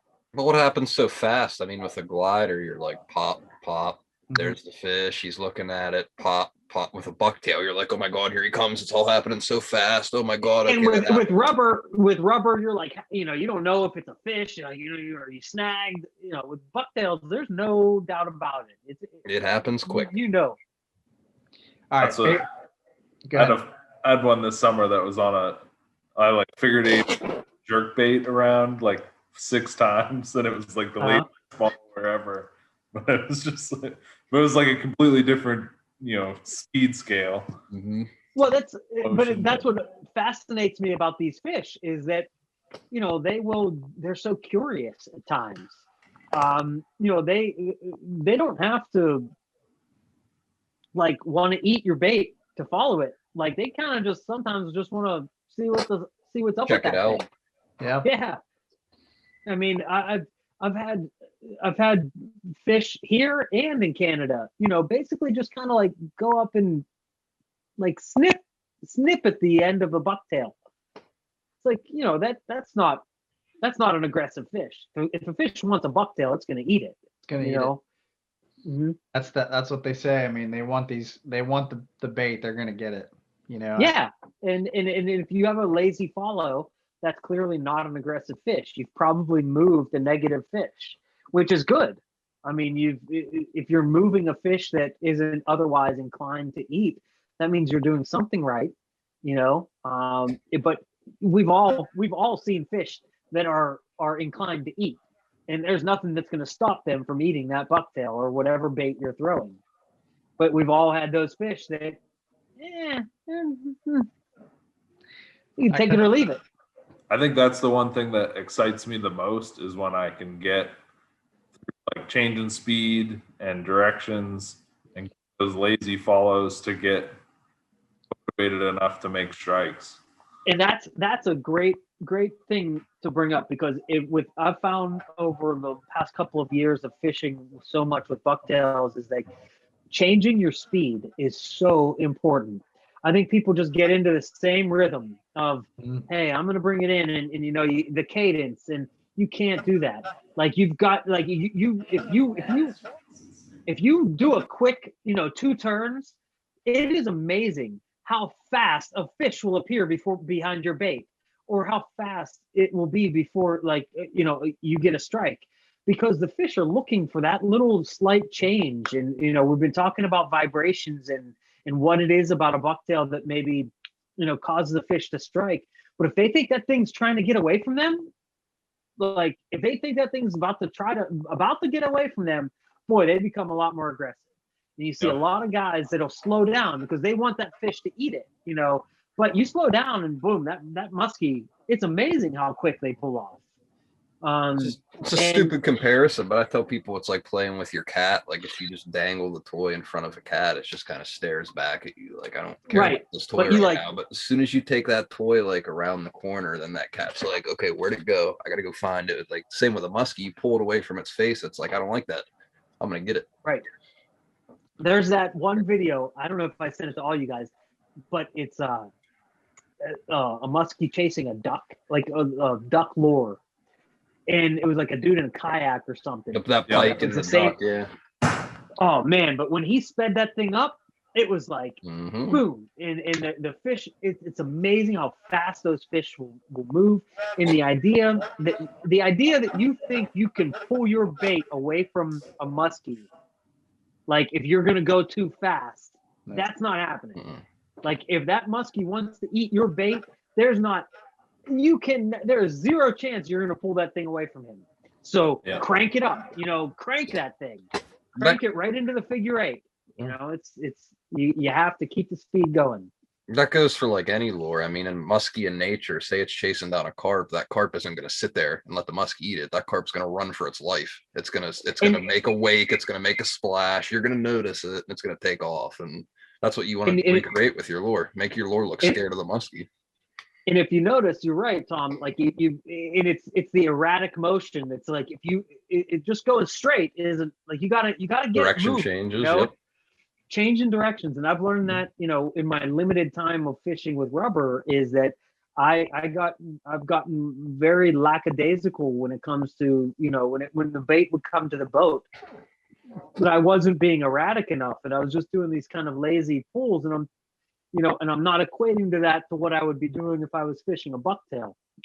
Like if I'm fishing a bucktail, I've got the plan all the way from the bait 30 feet away from me, 50 feet away from me. I know exactly where I'm going. I have a plan of where my figure eight is going to go. It's either going away from me one way or the other. And because you cannot bring that bait straight into you. So with rubber and other baits, I think I get more into the habit of that bait coming directly back to me and not making those erratic moves that cause the strikes.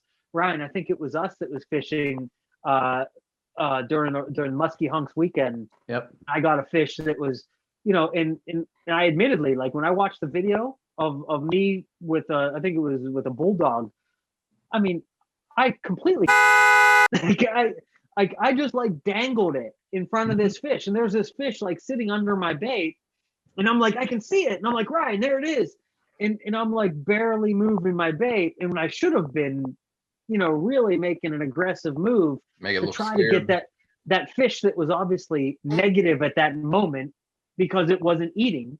I didn't do enough to cause that strike, and those are things that, man, I got a ton to learn when it comes to everything. I mean, we covered a lot of ground. I mean, we've started at the young Owen through Canada and the canoe all the way up through winning awards at Musky Max and where we're heading here. I mean, this is exciting stuff. We got where are we heading here? I don't know. You tell me. I think if people like what they're hearing here, I think we should do this a little more often. Like let's talk about this stuff, and let's get people on here where we can get their knowledge, because I mean it. Like I view the four of us as all being similar in terms of we all have jobs. Okay, like none of us have decided we're going to be musky fishermen. Like, no, we're just regular guys that work regular jobs. And, we find time to fish. And if you listen to us, and if you follow kind of what we do, maybe you can also catch fish the way that we do, which is not in any large, none of us are. Nick, I think you probably put the most fish in the boat, right? I think I was at 40 last year. See, I mean, that's a pretty nice number. Ryan, where were you at? Oh man, I'm not talking numbers. I was way less heck though. See, but honestly, it's not to me. Numbers, Tom. Tom, what'd you have? $1, Bob. $1. I only had $1. I only had $2 last year, Bob. Yeah. I agree. What's the old meme? I want to do hood rat shit Things with with my friends. Yeah, I want to You do. can do hood rat things, the hood rat It's odd. friends. I just want to do hood rat musky shit with my friends. That's right. All right. Where can we find Owen at? Where can we find Big O's? How do we get a hold of him? On the Insta. Insta's probably the only way. I hate Facebook. Facebook is an absolute freaking cesspool, and I want absolutely nothing to do with it. If you Don't they own Instagram? if you want to find my baits on Facebook, you're not going to. You can find me on Instagram, which is owned by Facebook, unfortunately, but it's just a better forum for me. I also do have a YouTube channel, which I haven't posted anything in about a year, but as you guys had mentioned earlier, I have done a couple videos on tying bucktails. And honestly, if there is any interest in that, I mean, follow me, subscribe to me and send me a message and let me know. I'd be happy to. I'd like to maybe do some videos on painting blades and anything. Like if you want to know how to do something, look, there's no trade secrets here. I'm not reinventing the wheel. I'm not the inventor of the double-bladed bucktail or anything like that. I am simply trying to do something that I know works and that I can do well, and that I think I can make baits that people will want to throw. And that's really what it's about, man. It's like if people don't want to throw your bait, it's never going to catch a fish. You don't give yourself enough credit for weight either, because I mean, a lot of people have complaints like, "Oh, my bucktail's not heavy enough, it's light enough, whatever." If they come up to you, you could throw a 1 ounce sinker on, or a 3 ounce egg sinker on, or you could build any weight bucktail for any depth people do want to fish. Yeah, I mean, my standard bucktail is on that 3/4 ounce skirt, but I also do like unweighted skirts, and then I can add a 1/4 ounce or a 1/2 ounce or whatever. You want a heavy bucktail, I'll build it. You want a lighter bucktail, I'll build it. You want I prefer solid beads just because I prefer the feel of it. It feels like a more I prefer solid. the light ones. So that's the beauty in it. You get whatever you And want. a lot of people do. Because the light ones will sit a little more ass heavy in the water, like that. And the heavier beaded ones will be a more even. There's more lift because the heavier beads stay up with the keel weight. So I mean, it's. I told everybody at Musky Max, you might as well get the light bucktail, because I mean, you can't make a heavier bucktail lighter on the run when you're in the boat. You can't cut the wire apart and slide weights off, but you can take a light bucktail and you go to Walmart and get like one of these little dipsy sinker packs, and you could split ring 3 ounces of weight onto your bucktail if you want, if you really need to. So it's here's my fear when you make a bucktail that's too light, the blades give lift. All right, so the blades are in fact imparting lift on the bucktail. Yep. So if you don't have ass weight on that, that's when you're going to get a bucktail that comes up to the surface and all of a sudden is like, flopping around on the surface, that it's not keeping itself down. So, I mean, yes, I can make anything in whatever weight you want, but I've found that the keel weighted bucktail keeps it at just the right angle that it you don't have that thing bubbling up or popping up. I've got some 16-ounce egg sinkers. Do you think we can make a 5 mile an hour bucktail? Yes, we can make that happen. Wow. That's probably a tactic that is way underutilized in our area, because I feel like trolling bucktails. I caught two fish in Canada trolling bucktails, long lining them. they will catch fish. Like I've caught fish. I've caught multiple fish trolling just regular big O's.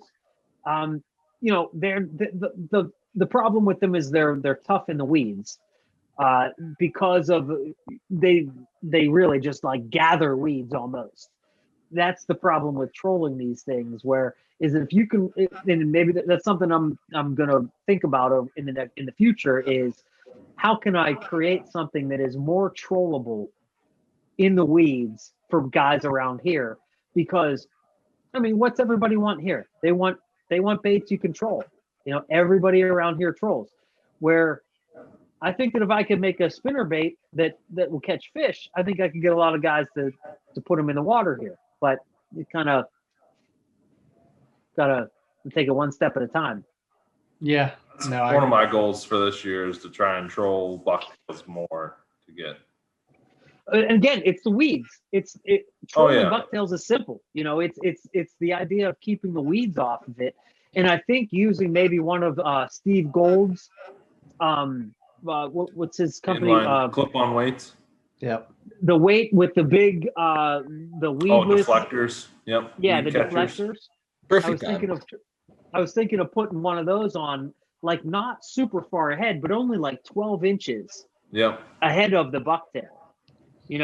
So that anything that's making its way all the way down to the bucktail, even if that's underwater, anything that's making it, maybe even something as like maybe even like a 9 inch, where like if it's right here, that would disperse the weeds. That's what I think. Almost even just clipping on a sinker, like a clip-on weight, catch all the weeds. But then that just like wraps it up in there and just like makes it spin. If it gets caught on a sinker. Well, I'd put it, like 10 feet in front. Yeah. Just have a gob of weeds out front. Oh yeah. They'll still running true behind. Yeah. See, I'm not even like trolling capable enough to put something 10 feet. And I mean that, like, I don't even know how I would put something 10 feet ahead of a lure. I've no.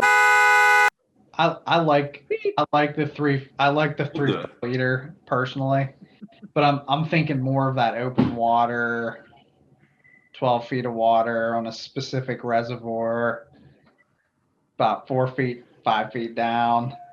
And that's the thing. If you could keep the weeds off of it, man, these fish will hit them. I'm telling you, dude. I'm telling you. You get that bait in position. I guarantee you, this spinner baits, bucktails will become a big thing around here. There's too much trolling not to. I've seen them work too well in Canada. Trolling, short line trolling. Ryan, I know you and I kind of like spent a couple of hours in fall. Like, but tell me you didn't feel like we were going to catch a fish. Like, I mean, at the time, I felt like we were going to catch a fish. Looking back on it, no. I mean, I honestly, like, it feels so right when you're doing it, but then like months later, I'm like, man, we should have been trolling out. Like, but I mean, I'm like, think about where you guys all caught fish. I mean, true. Was it outside of the weed line or was it inside the weed line? It was inside weed line. Inside the weed line. And so how do you get your bait inside the weed line? Like, you can cast it inside the weed line, but you can't troll it inside the weed line unless you have something that is somewhat weed. That has, it's a heavily pressured boat pressured lake. So inside the weed line is inside the boat traffic lane for the most part. Yeah. So it makes sense why they would be buried in there. I will say it was probably a technique that we should do more. And I feel as though that specific bait that we were running was just built for that because there was no weeds. The deflection of weeds on those particular spinner baits was amazing. And I feel like if you had a tool like that, you could get up in those weeds a lot better and you could do that. I think at the time I was looking at the baits behind the boat and I was like, these are going to get crushed all day. I know. I was thinking like 10, 12 fish day. Like it feels so right, but I think you just need to do it. And once you catch a fish that way, it only takes Yeah, one fish. Same thing, confidence. That's it. And that's exactly right. Like why I started with bucktails really was because I had caught fish on like trolling a stupid spinner bait. You know what I mean? Like I had caught fish on spinner baits. I had never caught a fish on rubber. So it's like that's my natural confidence bait. And the more I've never caught a fish on a glider. So this year, like I've talked to Mark King, and I bought baits from Mark King that you had on recently. Awesome dude. Like I want to catch fish on his baits because most of the time when I go out there, I'm fishing a bucktail. But now I've met these other guys and I've seen like the amount of work that someone else puts into a bait that means as much to them as my bucktails mean to me. And like I'm as confident in my bucktail as like I know my bucktails will catch fish. Mark knows his gliders will catch fish. I just need to learn how to catch fish on Mark's gliders. You know what I mean? Like it's more of a me problem than anything else, Right. and that's just a time on the water thing. Mhm. So I'm really looking forward to over this year in particular, diversifying my game in terms of fishing more than just bucktails and just trying to become a better all around fisherman, I love musky that. fisherman. I feel like diversifying the portfolio is, Yeah. I mean, that is honestly, we should all be trying to use different types of baits to learn. I mean, Well, that's kind of what musky fishing is. I mean, everyone kind of, I think, starts with one bait that they know works, and nobody wakes up as an expert in fishing a glider, or you have to. And if I don't get out there and do it, I'm not going to learn how to do it. So it's all about you got to put the time in and you got to do these things, and that's part of the beauty of this musky fishing thing is the idea that hey, we have to and we get to go out and spend the time on the water to do these things. all right, yep. So I got one more question for you guys. To this point, what is your favorite Big O's bucktail? I'd say mine's I think it's a 10-9 blades with a silver skirt, just because it's raised more fish than any other bucktail I've ever thrown. Silver skirt being like Snoop. Yep. Snoop. Snoop-a-loop. Snoop-a-loop. It's like it's probably this size, like length size, probably a 10-inch long or something like that, 10 or 12-inch long. Yeah, so more or less my bucktails will come in from like my double eights are maybe 2.7 to 2.9 ounces. And my big bucktails are like 3.5 to 4 ounces with the double bladed and whatnot. That gives you an idea of what they weigh. Gotcha. Tom, what's your favorite? I got two that are tied. One that it's the 8-9. I think you call that one the Ghost. So Yep. we were talking about the staggered blades, and I think you have light beads on this one. And I like that light bucktail. Just like I said, I can fish this thing in 3 inches of water, or I can split ring 2 ounces of weight on it, and I can get this thing down 15 feet and keep it there. And then my other one, this is an older one. I don't know if you still make these a lot. You call it the Lilo. I mean, this thing, you can see the size comparison to the Ghost. It's a lot smaller, but it has that 10, I think it's a 10 blade on it. Yeah, it's a single 10. Yeah, and this thing goes nuts. And I mean, it's like a chatterbait underwater. It'll like shake your brains loose out of your head. I mean, it's just because of how small the body is and how big the blade is. It makes that whole body like shake around, and it's a wild looking bait. That's on a solid Yeah, solid wire, right? this is the solid. Yeah, this is from back in the day, I think. I'd be interested to see how let's see how that, if I build one like that on the flexible wire, how it behaves, because I think again, it just creates more vibration. If you're talking about vibration attracting fish, which dating back to the dawn of humanity in attracting fish, vibration has been a part of it. Like there's so the more you can change, the more vibration you can add, subtract, little differences. I think all of those little things can go into it, and that's the changing blades, changing weights, changing. You can constantly change it. Yep. That's one thing with that single bladed one. I do like the single blades a lot nicer for like creek fishing around here. Just a little easier to get started up and running a little higher and just a little. I don't know. I think honestly, Again. I think single bladed is a very underrated bucktail because we're so used to seeing the big double bladed double cowgirls. But that one Ryan's got right there, I mean, dude, those single bladed, man, whew, you see that in the water, it's sick, man. And they move fast. You want to talk about moving a bait fast, you can really get those things moving where you gotta really crank those double tens. Like those things, man, you can really get them moving, and you can throw do them some all pretty day. crazy. Mhm. Yep. So I have, and I'll just be honest, I have sold every other bucktail I owned except for one that I bought off of Mike Sperry out of Chautauqua Real Outdoors because it is one of a kind. It is just absolutely beautiful brown. I've sold every other bucktail I had in my arsenal, and I am full on Big O's.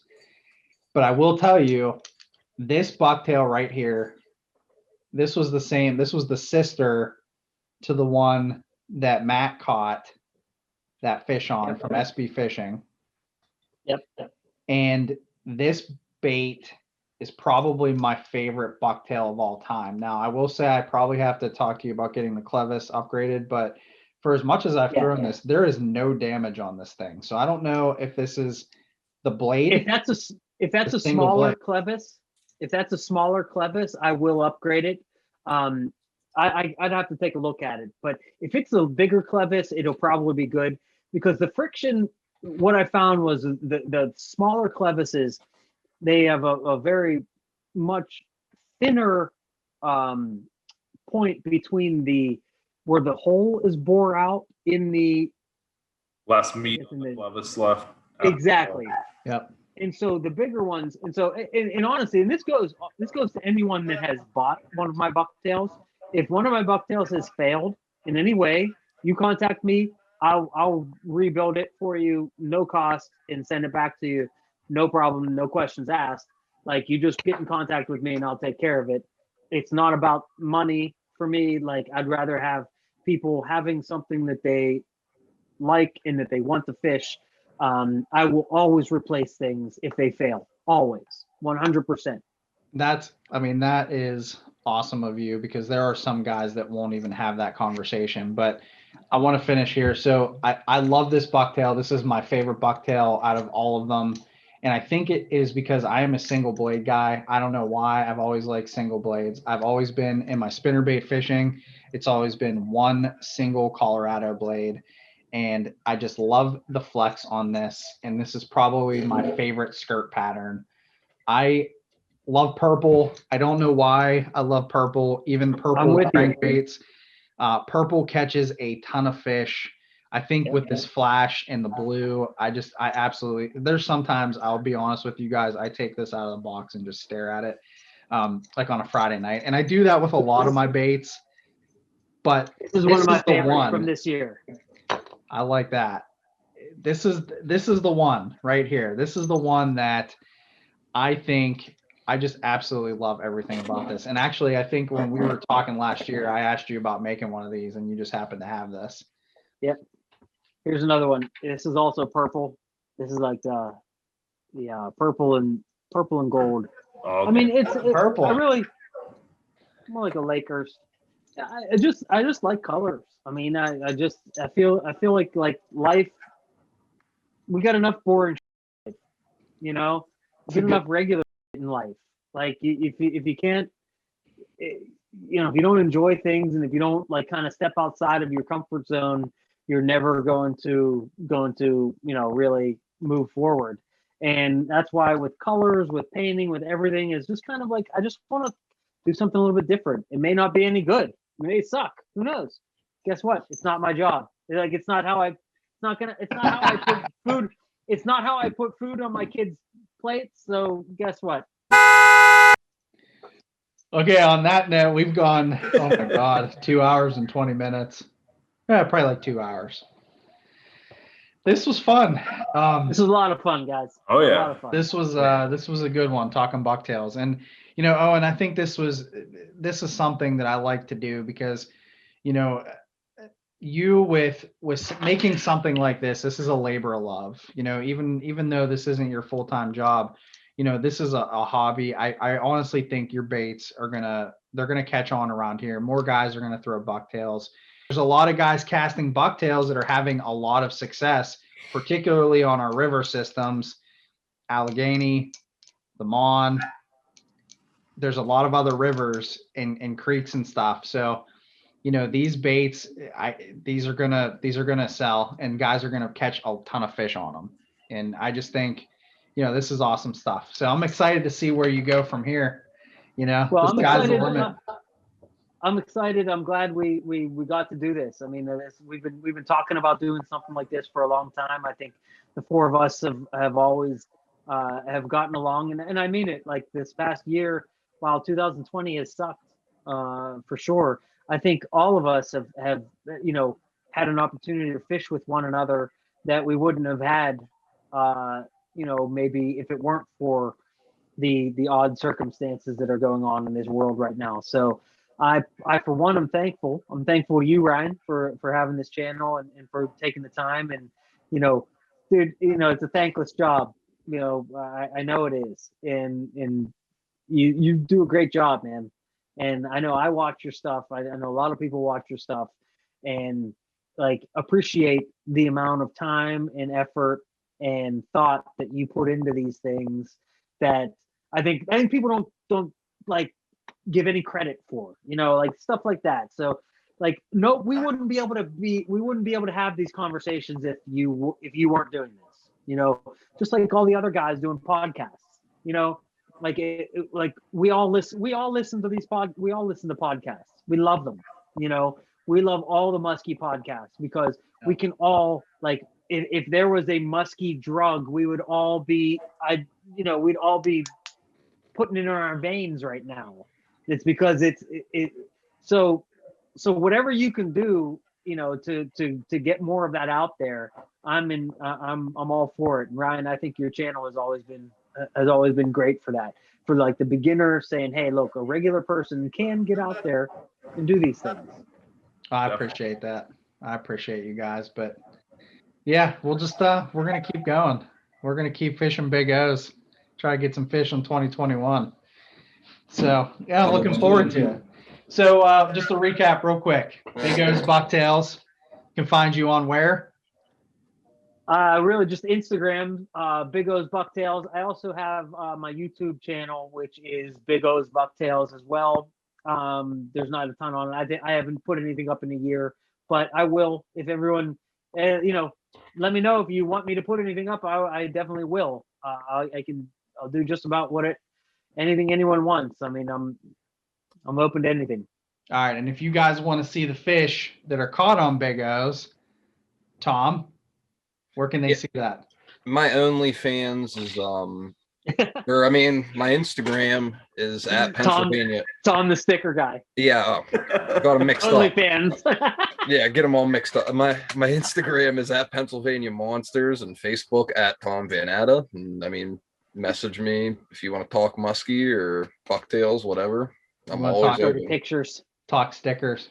Or that. Actually, don't talk to me about those. And Nick. Tom the sticky guy.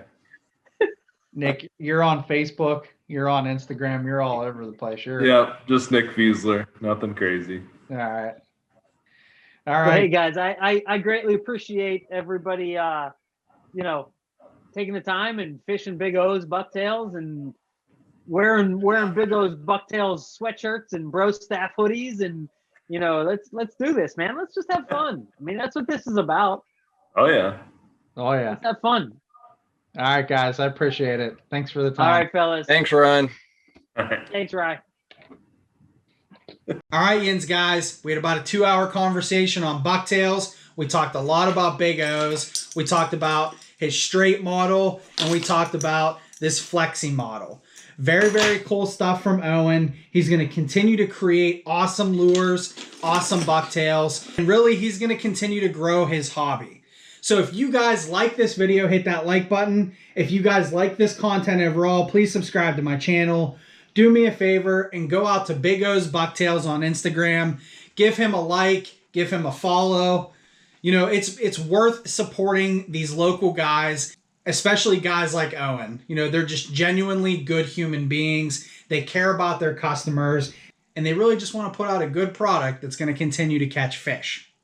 All right, guys, support your local bait makers. Go out there, Big O's Bucktails. Go out there, check out Tom Vanatta, Mr. Pennsylvania Monsters himself on Instagram, and you guys can always send me or Mr. Nick Fielser a message just to chat fishing, talk muskies, talk local fisheries, all of that good stuff. All right, guys. Again, I thank each and every one of you guys for your support, especially over the course of the last 3 years, and especially over the course of the last month or so as I've been trying to get into this video casting thing. Hopefully you guys are enjoying it. Leave me a comment if you like it. Leave me a comment if you think it sucks. Leave me a comment if you guys want to see something in particular, and I will get that on the radar for an upcoming video. I've got lots of stuff to talk about. I've got to look at PA regulations still, the changes that we've had for this 2021 season. I've got to do a lot of what I've learned videos, like what I've learned trolling in 2020. We're going to take a look at a couple other videos here, you know, just talking about multi-species stuff and what I have coming up. We are going to continue to do a lot of video casts. I've got a lot of people that want to come on and talk musky fishing. I've got a lot of people that want to talk fishing in general. So hopefully we'll keep this thing rolling. And again, I greatly appreciate all of you. I hope everyone is warm. I hope everyone is healthy. And I hope you guys can get out there and do a little fishing at some point here real soon. For now, guys, we'll just say tight lines. We will see yins next time.